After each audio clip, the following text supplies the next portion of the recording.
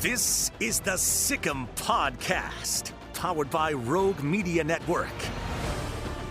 The Sick'em Podcast is a production of Baylor Athletics. Now, here are your hosts, Katie Smith and the voice of the Bears, John Morris.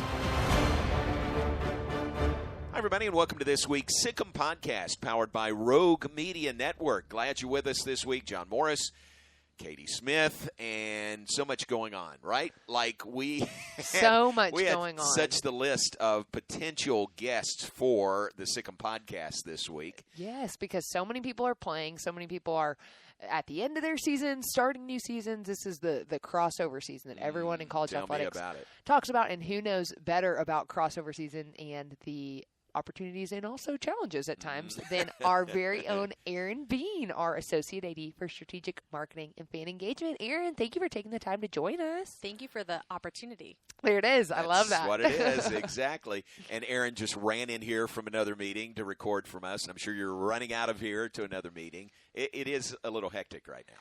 It is very hectic right now, but it is an awesome opportunity to showcase our student athletes and everything that Baylor has to offer in the next few months. Isn't it fun? I mean, there is so much going on. I mean, basketball's still going strong, and our outdoor sports, spring sports, all of them are getting going. You know, I think we started tennis in January, so that was truly the beginning of crossover season. And then now that opening days, we had two really successful opening weekends for baseball and softball last weekend. Really record attendance, sold out crowd when we beat the number one team at softball, and then a great crowd for Mitch Thompson's opening weekend. So it's been a lot of fun. I think I have a very young team, and I think they really thrive off seeing our fans and seeing their excitement and being there. We've had a lot of families coming through at our outdoor events. Then acrobatics and tumbling is back. Yeah. And, you know, those 7-time national champions got a tough job to really kind of get people excited about them, I tell you. Man, tough. It's the worst. It's the worst to have to, promote such outstanding teams. Yes. Oh, I love that. It's really fun. You're right in the middle of it, promoting these. A lot of promotion comes ahead of time. Then we get there, and there's in-game stuff. I mean, do you ever just sit down and watch an event, that's a good watch question. a game? So I will say my team's awesome, and this year I actually have had the opportunity to just go to an event. Good. My husband comes, and we just sit there, and we really take it in. It's difficult for me to not sit there and take some notes on some things that we could potentially improve upon. Yeah. But no, it's been a lot of fun. We've really added some awesome elements this year, from our new DJ to new PAs across a couple different sports. And so it's been a unique opportunity for us to see where we were last year at this time. And I think we talked about it preparing for Baylor Bowl last weekend, of just the building blocks and trying to get 1% better, and to kind of see where we are a year later and just how different things are. And we've taken a lot of risks. Some have paid off, some we have learned from. But it's been a lot of fun to just kind of see the team's growth, and then the appreciation of our fans as well. Yeah, you mentioned your team, and kind of talk a little bit about, there's so much going on. How do you guys kind of divvy up all those responsibilities to create all these promotions truly there is something going on from a marketing fan engagement standpoint at every single game. Yeah, so we try to have one person from fan engagement dedicated to each sport. So that doesn't mean we have 19 people. Wouldn't that be something? That would be great. We have 4, and they're all awesome. And so they're really focused on the in-venue elements. And then I have the strategic side of Cody Soto, who does our social media, and then Michaela Sullivan, who really kind of spearheads our basketball efforts. And so they're looking at it from a digital standpoint, from advertising to social media to what are you hearing, what are you seeing on the video board, and really kind of a collective there. We start probably 6 months prior to the first game, is when our marketing plans start to come together. And it's so much more than just, hey, free tickets here, free tickets there. We really want to have the experience of the second you close your door and you're walking into the venue, what are you seeing? What are you experiencing? And then the second you come into the door, what are you smelling? What is our concession stands partners doing? And then you come into the venue, what are you hearing? What are you seeing, from the PA to the DJ to, even if it is a smaller crowd, at acrobat and tumbling, you can hear the girls cheering, you can hear the team kind of warming and counting, and just really how can we make that in-venue experience something that you want to come back to, and then again when you're leaving. So that's all the things that we focus on. It's definitely a daunting task, but it's something we're up for. what I appreciate about most of this team is, right, social media can be a little truth-telling at times, not always the most fun to read, but everyone takes it in stride, and I think because of the feedback that we receive, we're able to provide a better product the next time a fan comes to a game. Yeah, that's a really great point. You mentioned Michaela Sullivan. I have to share this story about your team, and I feel like it's reflective of the work that you guys do, but I was at a men's basketball game a couple weeks ago, and sitting to my right was this 4-year-old little boy from Dallas, and it was his first Baylor game ever. And so I should have thought of this like early on in the game, but I was like, oh my goodness, like he all game he's trying to stand up, catch a t-shirt, to no avail. It was sad to watch. And I was like, oh my goodness, I'm just going to text Michaela. And Michaela probably had a million things going on her plate, and she came all the way up to us in the stands, brought a t-shirt, and the kid was so excited. That's great. That's just what you guys do. You guys make memories, and you make kids' dreams come true. We're really trying. You know, equestrian, a few weeks ago, we had our first Cub Club event at an equestrian meet, and we had probably one of the largest crowds we've ever seen in an equestrian meet. We had pony rides, we had inflatables. I mean, it was massive, and just really awesome to see. And someone had driven up from Austin that day, was a Baylor alum, no sports connection, but her daughter had just started riding horses, so they wanted to come and see what it was, and she had the best experience. She said, we will definitely be back to another equestrian meet, and that's just truly our goal, is how can we turn a fan that may be coming or just passing through into a loyal Baylor family member. Yeah, I love that. Oh, that's great. And y'all are so intentional, and you work so hard at it. I mean, I wish people could see how hard y'all work to make it a great fan experience. Part of that is also, like Noah, you mentioned Noah. He was with us on the trip to play basketball at Kansas and at Kansas State. And how much of that is a part of what you do, kind of seeing what other schools do? Yeah, so imitation is the best form of flattery. And so our coaches have really bought into, and so I'm so grateful to Coach Drew and Coach Colin, who have taken, our members with them onto road games to atmospheres that they feel are kind of really the toughest to play in, because that's what we want to be creating. And so that is a part of our job, is we want to know what others are doing. I will brag on our team a little bit. During that Kansas State game, they went lights out for the first time, and they learned that from us when they came to our venue. Really? We were the ones that went lights out. Great. And then TCU is also exploring that same option. They've reached out to us as well. So it's cool to kind of go and see what others are doing and bring back small pieces and see what's applicable to Baylor. But it's also cool to then go and see, hey, you stole that from us. Yeah, you mentioned the lights out thing. Are there other certain kind of, whether it be a niche promotion that we did for the first time, or things that you've seen other schools that you're like, that was our thing? Yeah, I don't know if it's necessarily ours, because so many schools do a lot of different versions of it. But I think what's unique is how Baylor puts their spin on it, right? We do have a unique venue. We do have a unique opportunity as Baylor to spread that Christian mission and to prepare champions for life. So I love our faith and family nights. There's something that is unique to Baylor, that we do kind of have a worship post-match or post-game, and that's not something you get to see everywhere that we do that's unique to Baylor. Yeah, that's really cool. Great. What's your sports background? Ooh, I love this. I volleyball in your background. Yes, I was a student athlete at Juniata College. Nice. In high school, I went to a very small school and played volleyball, basketball, and ran track. I always joke, especially now in Texas, I don't know how people do any kind of outdoor sports. I needed the climate control for sure. So fair. But I actually grew up, my dad was the score clock operator for basketball at Clarion University. My mom was a gymnastics coach at Clarion University. So I grew up very immersed in the collegiate athletic space. And my brother is actually the associate head coach at Allegheny College for men's basketball. So athletics kind of runs in the family. For sure. Very nice. Was the dream job growing up always, I also want to work in sports? What kind of led you to sports marketing? So I actually started in communications when I was in college, my freshman year. Volleyball season ended, and we were at Division III, so student athletes had the opportunity to work other sports events, and our SID at the time was looking for someone to keep book.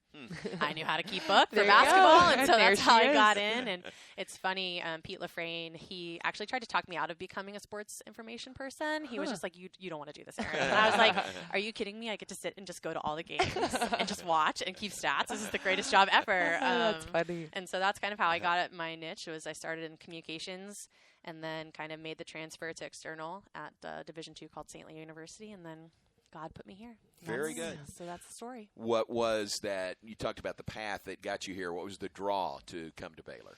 I think I was really looking for a change. Division II is very hectic. It's a lot of work with very small people, or not very small people, excuse me, with a very small workforce. People of normal size. Yes. Exactly. And we had just gone through COVID, and the Division II landscape, as much as the Division I landscape is changing, the Division II is kind of at a crossroads. How do they continue to stay afloat? And so I was looking for positions. I was working at a faith-based institution, so when I saw a position open up at Baylor, I was like, heck yeah. Yeah. I mean, I can spread the word and still be involved in college athletics. No brainer. That's Isn't that awesome. Great? Yeah. We've talked before, you and I, about how at Division II you wear so many different hats. Yeah. And so how do you kind of feel like those experiences have helped you here, where hopefully you're wearing less hats, but I still know you wear a lot? Yeah. I think I'm a very empathetic person, and so I have a better understanding of kind of what goes into everybody's job.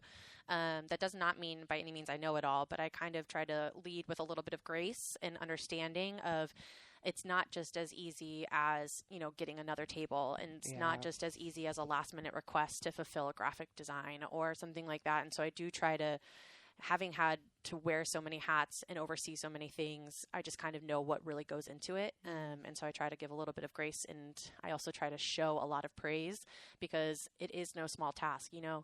This weekend we're going to allow fans to stay in the arena right between both basketball games. And to the fans, that's just like, oh, yeah, that's a no-brainer. Well, that means more staffing. That means we need to have something on the video board to keep you engaged. That means we need to have concession stands there. Like, there's so many pieces that go into that decision that when we're having those conversations, it's not just oh, yeah, let's do that. It's, okay, let's make sure we're covered and we're not spreading our staff even more thin than they already are. And how do we make sure that while we're fulfilling the fan cup, how are we keeping our staff at a manageable place? Yeah. That's there's so much of that behind the scenes, things, organization that fans don't really, and probably shouldn't even know about, or wouldn't care to know about. But what if fans have ideas and input? What's the best way for them to get that to you? Social media. I'm always There on you go. Twitter, so feel free to tag me. Just call EB. I will not respond to all of them. But no, we're very in tune. We look at the blogger boards. We look at social media. We follow. Like I said, sometimes it's a little tough to read that you're not loving every decision, but we also came into this space knowing that no matter what decision I make, I'm not going to make everyone happy. Yeah. And so we really just kind of come in together as a group and say, what did you feel this weekend? Okay, let's look at how our fans felt this weekend. Was it truly a miss, or is this a tradition that we're trying to establish? Derek Smith, the voice of the Bears for women's basketball, has talked a lot about when he first started doing, and that's another Baylor first down. Yeah. It took a long time for our fans to buy into it. Our fans did not love it off the bat, and it took a long time, probably about 2 or 3 years, he said, and now I can't even imagine going to a Baylor football game and not having our fans. You go on the road and you hear people going, and that's another Baylor first down. And so that's so true. Understanding that the initial feedback may not be great, but are we building towards something greater, that we do want to continue to kind of grind this one out and see if we can make it happen. Yeah. Yeah, that's really interesting. And then earlier when you were talking about how I love what you said, JMO, of the fans don't always know what all goes into it. And that's kind of part of the magic, right? Yes. All of us, we work here, but all fans show up and they just kind of have this incredible experience. But As it should be. As it should It be. really And should that's what you guys are doing. So when does that maybe start? Like, is it in the summer? How far before a season are you guys starting to think through those types of things? So I'm talking about fall 2023 in our footballs right now. Wow. And kind of finalizing some contracts and piece and talking about budget and what can we accomplish. But then also with the unique piece of adding the pavilion next year, basketball season hasn't ended, and we're talking about what we need to do for the pavilion. So we're talking a year out, but truly we get into the nitty gritty about 6 months before the season starts is when marketing plans start to develop. And then we try to have those finalized a minimum of 2 months out. So we really dig in. But the beauty of college sports, I like to say, is you may have the perfect playbook, but then you got to pivot, right? Mm-hmm. And so what we came up with for basketball has already, really grown and developed. And so we call them working documents. And so what it looked like on day one of basketball season, I promise you, looks very different than now, because we do have to pivot and kind of accommodate what fans want, but also what the teams want. The teams may go to, we got the lights out idea from Marquette men's basketball went. Marquette went lights out, and they came back and they're like, we want to do this. How can we make it happen? Yeah. And so that's how we explored the options, and that was not in our marketing plan. Yeah. Yeah. You mentioned the pavilion. What are some things that fans, maybe some specific features of the pavilion fans can be really excited about? I think they can just be excited most of all about the atmosphere. It's going to be loud. You know, we go to these other venues and we see the decibels up on the board, and you know, the coaches come back and we're like, we want it to be that loud. And, you know, the Farrell is just so wide, it just absorbs sound.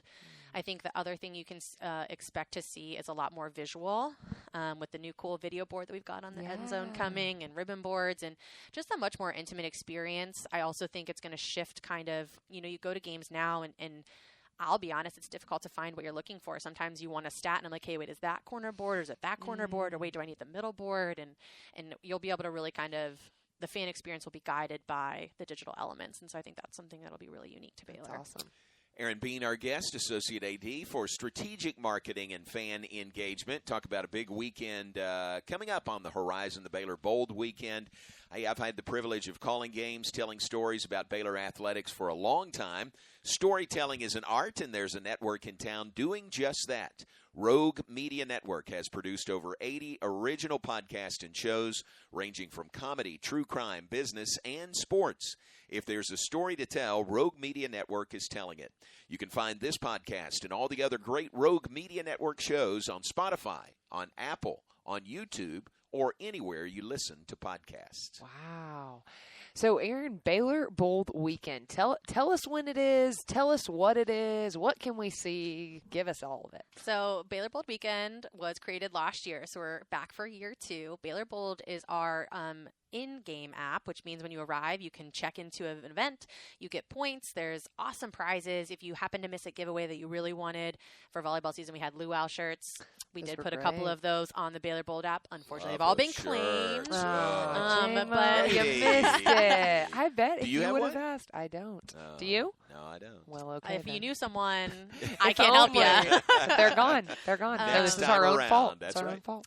So we are trying to get people to use the app, right, and check in and earn those points. So next weekend is a great opportunity because we have 13 events going on. Wow. Starts Thursday with equestrian, and Sunday when we've got men's tennis, baseball, and softball going on. We've got basketball. And so when fans go, they can check in, get extra points, but then there's a punch card feature, which is if you check into at least 2 events per day, you'll have the opportunity to win a drawing with either a signed Baylor basketball with either Coach Drew or Coach Colin. Cool. We've got a baseball or bat with by Coach Thompson. Ooh. We've got some equestrian stuff signed by Coach Maxwell, and then some softball stuff by Coach Moore. So some little elevated prizes, if you will. Nice. But then Saturday's the big ticket item. We've got a big family fest tailgate going on. So from 1 to 5 o'clock. So we've got men's basketball at 11. You can leave the basketball game, go check out baseball, softball, hang out at the family tailgate, and then make your way back over to the Farrell Center for the West Virginia game at 5 o'clock. So both basketball games are senior days, so we want to celebrate our senior class at both events. And so it'll just be a really great day to keep fans on campus, keep them engaged, and be able to explore so many different venues. If you have a ticket to men's or women's basketball, you get into baseball, softball free on Saturday. So that's great. You can just kind of pop in and out. And just really an opportunity to showcase all of our sports that are going on and make it fun for the family. Wow. What a weekend, huh? Honestly, I know what I'm doing, you know.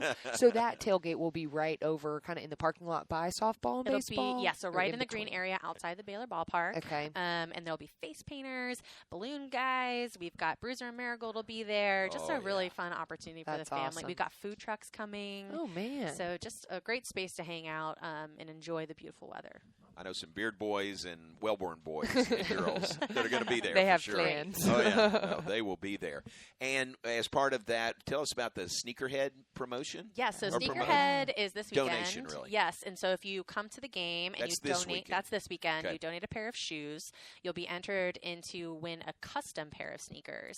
And we're talking green and gold, I've seen Nike. Yeah, they're pretty intense. seen But the thing I think fans don't know is they will actually be able to be customized to your size. Whoa. So you're not just winning any random pair of shoes. You're not just putting them on your shelf. You're wearing Right, these. you're You're wearing jogging those. in them. Oh, my goodness. I'm so you won't get them the excited. day of because they have to be custom made for you. Right. But if you win, you'll give us your size and you'll have a brand new pair of custom Baylor How sneakers. Great is that? That is very cool. Yeah. Yes. And basketball doubleheaders, really, I mean, as we record this on February 22nd, basketball doubleheaders each of the next 2 weekends. Yes. Right? Yes, last 4 games for both of our teams. So like we talked about earlier, if you come to the men's game, we will not be clearing the arena. Your ticket is good to stay for the women's game. So 2 for 1 really doesn't get any better to see 2 awesome teams compete. You know, they've got a big postseason coming up, Big 12 championships, NCAA tournament. And so I think at this moment, they're all looking for a little bit of momentum. And what better to give momentum than the Baylor family? So they'll be able to do that. And then same thing will be next Saturday, March 4th. A lot of good things to see. Erin, you mentioned all these games, and you talked earlier about how you and your husband will watch, but you still consider yourself a fan, even in the role that you're in. You know, I like to think of myself as a Baylor fan. My husband is a Baylor super fan. He knows the scores, the team. Really? Oh, my gosh. He's great. And so it makes it fun when we both go to watch the games because he'll be telling me, you know, well, this guy averaged this many points last game, and I can't wait to see him. Or, you know, we go out to equestrian. He's very, you know, equestrian savvy now. As he should be. As he should be, yes. And so it's really been a lot of fun to just kind of go to all of the events. And I like to think of myself as the biggest cheerleader because I also work with the sport program, or the spirit program. So I'm cheering them on as well. But it's a lot of fun. I love that. So equestrian savvy, and that is because of your role as sport program administrator for equestrian, another one of our programs that is really part of this huge crossover season. But tell us a little bit about what your responsibilities in that role look like. So I'm the administrative liaison for the student athletes, for the coaching staff. But I think for me, I really appreciate just getting to work with the student athletes. They're my why. When you ask people why they get into athletics, they always have different answers. And for me, I had such a unique experience as a Division III student athlete that it's my goal to provide the ultimate student athlete experience for all of our student athletes. So getting to work with them has been awesome. I like to think of myself as a problem solver.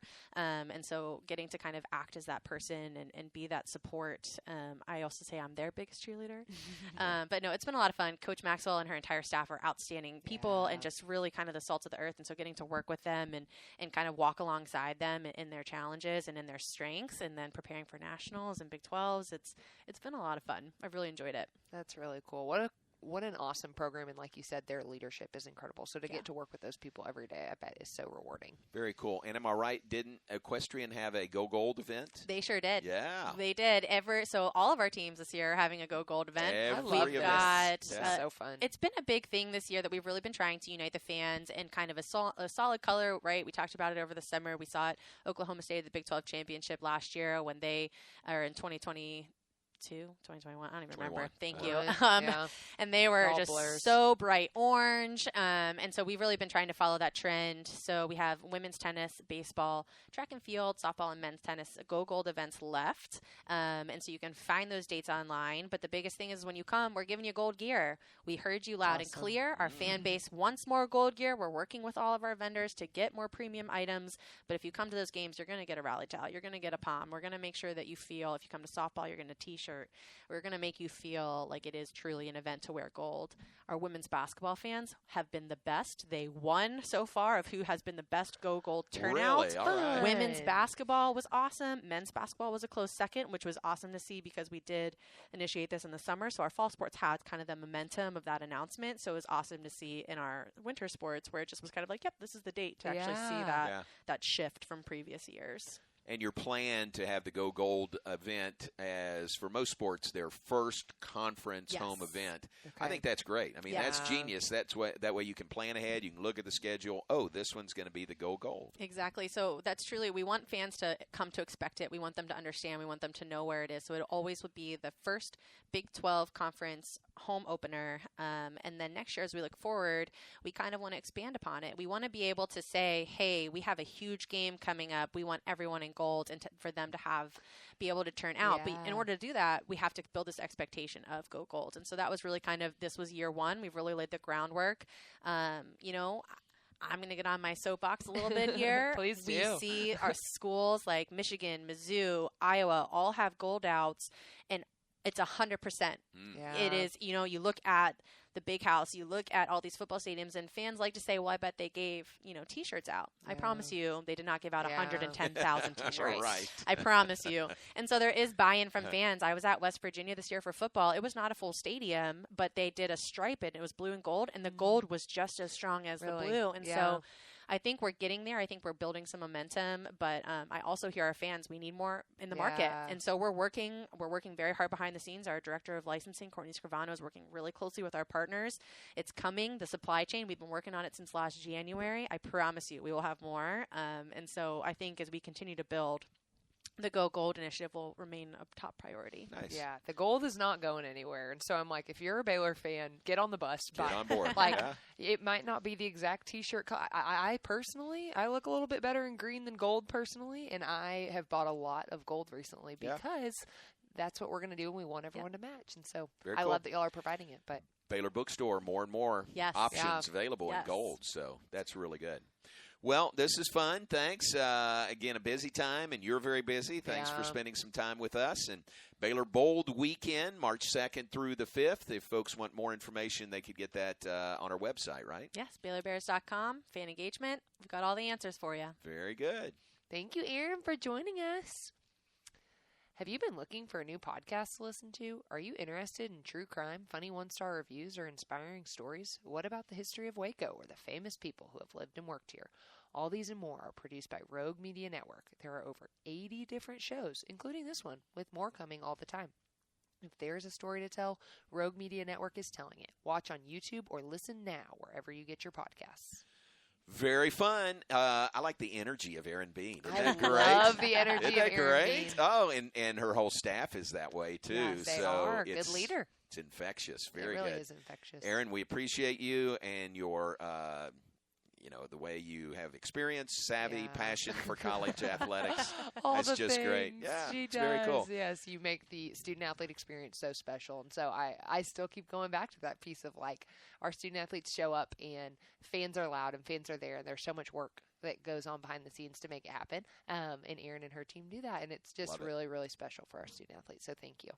Thanks for being with us. Erin Bean, Baylor's Associate AD for Strategic Marketing and Fan Engagement. For Erin and Katie, I'm John Morris. We appreciate you being with us on this week's Sikkim Podcast, powered by Rogue Media Network. You've been listening to the Sikkim Podcast, powered by Rogue Media Network. The Sikkim Podcast is a production of Baylor Athletics.